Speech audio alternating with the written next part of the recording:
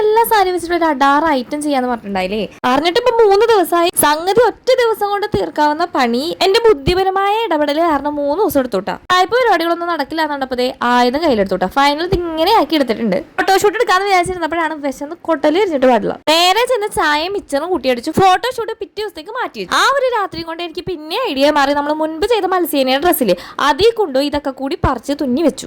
ഫോട്ടോഷൂട്ടിന്റെ ഇടയിൽ എന്റെ ഈ പണ്ടാറും പല്ല് പിന്നെയും പൊങ്ങുന്നുണ്ടോ എന്നൊരു സംശയം. ആ പോട്ടെ പുല്ലി. അതിന്റെ ഇടയിൽ ഇങ്ങനെ തവിടുന്ന വന്നേ. നാട്ടുകാരെ കാണിക്കുന്നതിൽ എനിക്ക് ഇത്രയും ചമ്മലില്ല. പക്ഷെ ഇങ്ങനെ നോക്കി അവിടെ തീർന്നു. ഇതിലൊരു ആഗ്രഹത്തിന് പുറത്ത് ചെയ്തതാണ് കേട്ടോ. പിള്ളേര് എന്തെങ്കിലും ആഗ്രഹം പറഞ്ഞ് അങ്ങോട്ട് സഹായിച്ചു കൊടുക്കണം എന്നാണല്ലോ എല്ലാം വിചാരിച്ച ആഗ്രഹവും പറഞ്ഞ് വീട്ടിലേക്ക് ചെന്നാ പിള്ളേരെ നോക്കി വീട്ടിലിരിക്കാൻ പറയും. അതിനും പേരെ നമ്മുടെ ആഗ്രഹങ്ങൾ നമുക്ക് തന്നെ സാധിക്കുന്നതല്ലേ നല്ലത്. അബ്ദുൽ കലാം എന്താണ് പറഞ്ഞേക്കുന്നത്? നമ്മുടെ ഉറക്കം കളയുന്നതാണ് യഥാർത്ഥ സ്വപ്നം. പണ്ടാരൻ ഡ്രസ്സ് തയ്ച്ചു തുടങ്ങിയ പിന്നെ 3 ദിവസം വീടിടാൻ പറ്റിയിട്ടില്ല. അതിന്റെ കൂടെ അല്ലൂസിന്റെ പനി. 3 ദിവസത്തെ ഉറക്കം പോയി സബാഷ്. ഒക്കെ കൂടി ഒരുമിച്ച് വന്നം ഇടുത്തി പോലെ. അതാണ് മാസ്. ഇതിന്റെ ഇടയിൽ ഞാൻ അടിയിലത്തെ സാരിയുടെ പോർഷൻ അഴിച്ചു മാറ്റിട്ടോ. അപ്പൊ നാളെ കാണാൻ.